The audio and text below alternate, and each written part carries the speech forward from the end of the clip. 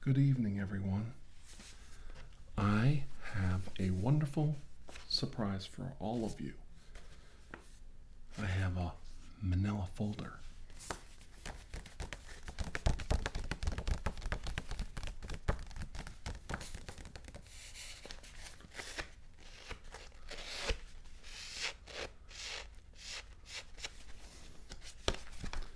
Manila folders are a way to store information just like files on your computer.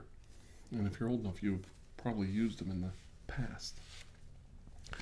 This is a very old manila folder in some ways. It comes all the way from 1991. That's right. And in it, it contains a master copy of a small chapbook published in 1991, and the name of the chapbook was Prognosis Terminal, a poem by Carl Heffley. Carl Heffley wrote this poem in the very early 1980s, and it was a little ahead of its time. I'll read a foreword from him to give you an idea of how this poem was received at the time. And then I'll read it, and I'll give you some idea of why I think it wouldn't cause any ruffle today at all. But anyway, this is an introduction from August 1991, that was 24 years ago, by Carl Heffley. Now, I don't have an original copy of this chapbook anymore, but this is the master. And you used to have to collate the pages, put it together. So, and then you would run it off on a copy machine, and then you would sell it to wherever you could, try to get it out on newsstands.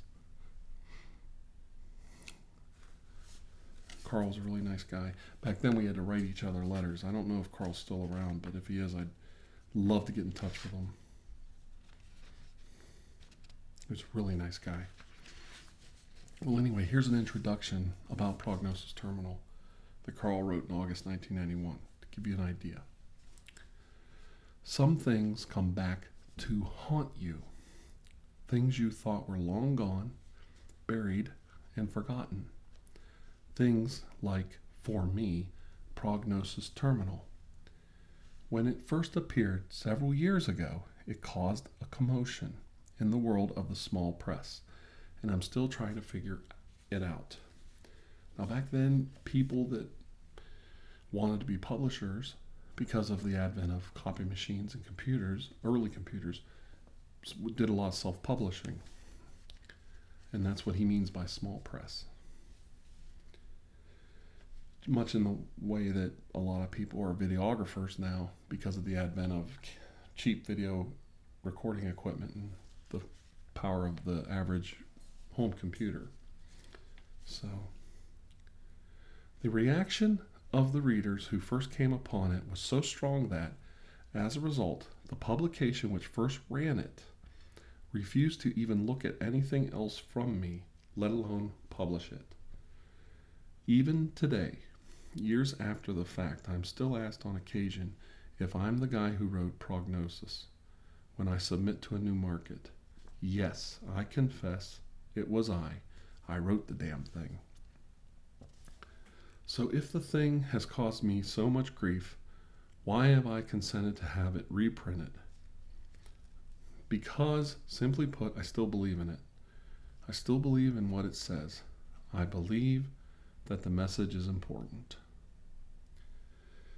I grew up during the 50s and 60s. I've survived Lyndon Johnson, Kent State, Nixon, and the Vietnam War.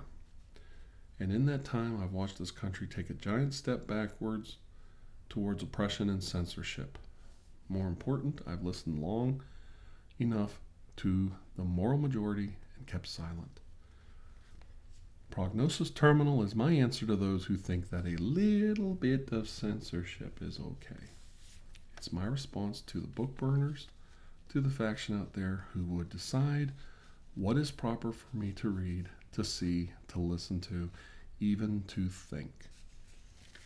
The book that you hold is a study in extremes, but make no mistake, the next generation of John Smiths, the subject of the poem, are growing up all around you.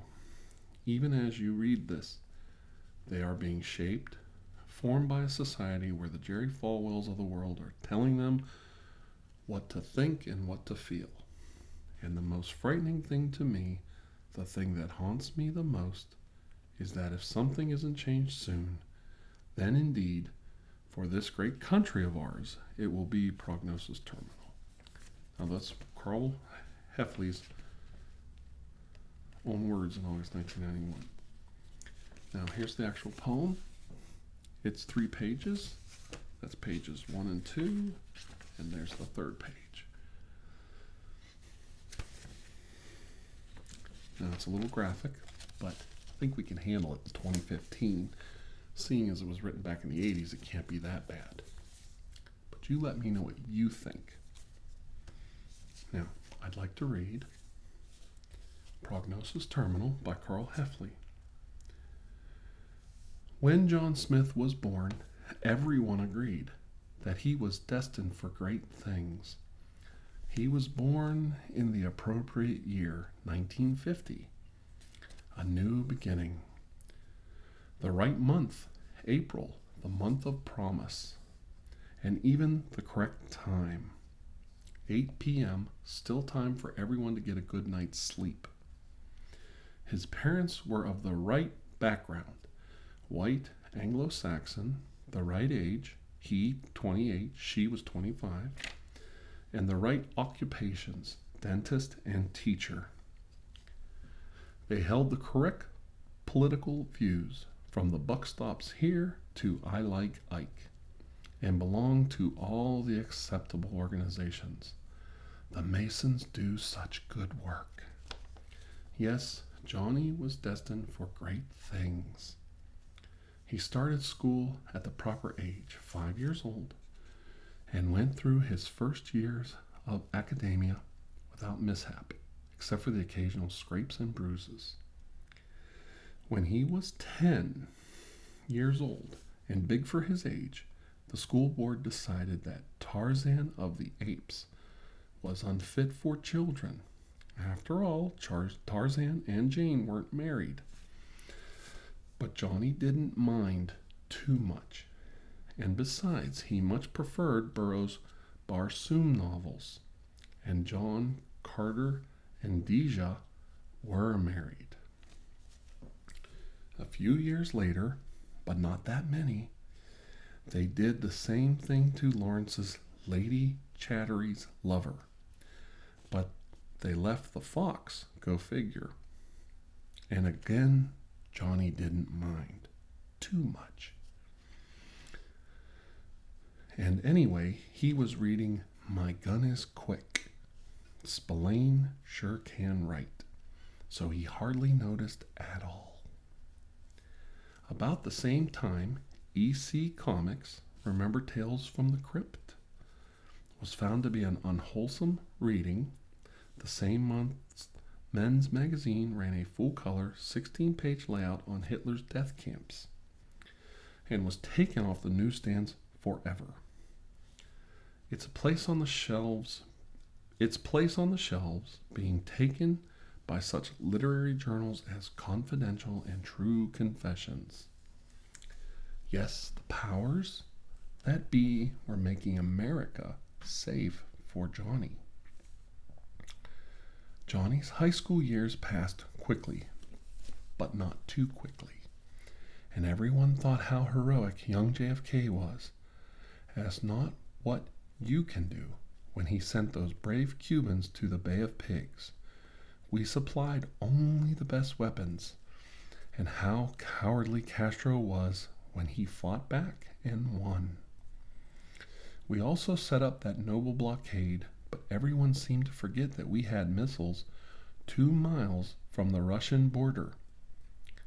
That was also the year My Secret Life, disgusting trash, was banned, And Stranger in a Strange Land made the bestseller list, and everyone croaked that cannibalism was more acceptable than screwing, though old Michael Valentine Smith got his share of nookie too. And then, all of a sudden, there was Vietnam. Where the hell was it anyway? And off we went to advise our little yellow brothers, but not Johnny, of course. He was in college. On the radio, everyone listened to Barry Sadler's Ballad of the Green Berets. 100 men will try today, but only one wins the Green Beret. Except for a few dissidents, but not Johnny. He was Phi Beta Kappa. Who had discovered Dylan? Who? While a guy named John Prine, who sang a song about Sam Stone? There's a hole in Daddy's arm where all the money goes? Which no one understood. Years went by quickly, but not too quickly. And Johnny graduated college with honors, most likely. Went to work in advertising, a top firm, and married his college sweetheart. It was the thing to do. He moved to the suburbs. Who could actually live in the inner city? Drove a BMW. His wife, of course, drove a station wagon. And had 2 children, a boy and a girl. The charts all said that 2.3 children was ideal, but he couldn't quite figure that one out. And they grew up, but not too fast. They went to the right schools, not the same as he did, but close enough.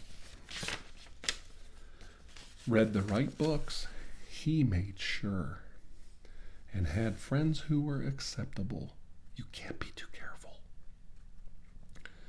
About that time, everyone was getting into VCRs, too expensive, and cable television.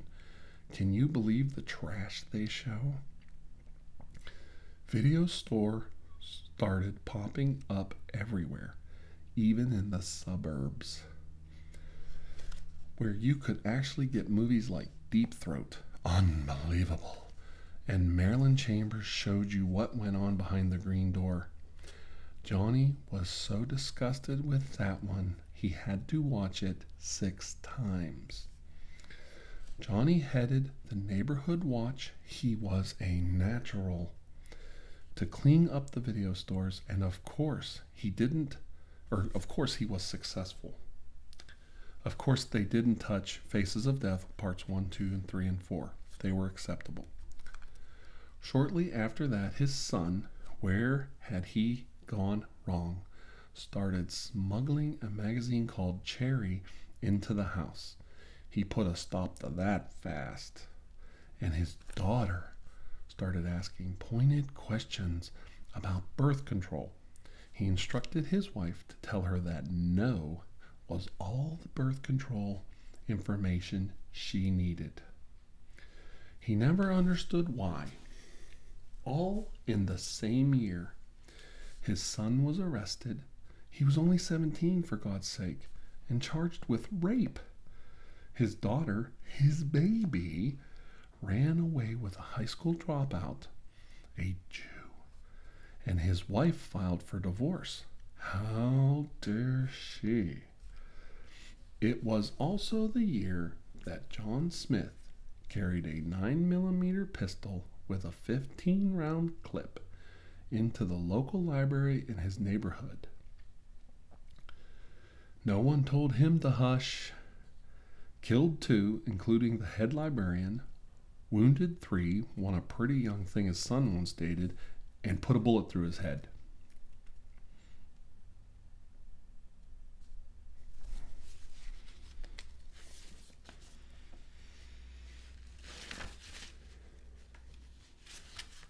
The part that bothers me is, except for some of the subject matter, exist today at all. Prognosis Terminal.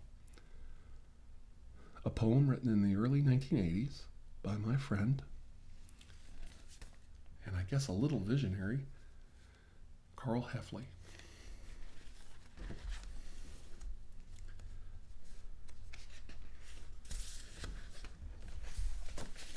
I don't know. You think Carl was right? Or did he get the future wrong? Well, just something to think about. Until I see all of you again, stay safe. And I mean that. Stay safe in your journeys. Be alert and be aware. And have a most blessed day.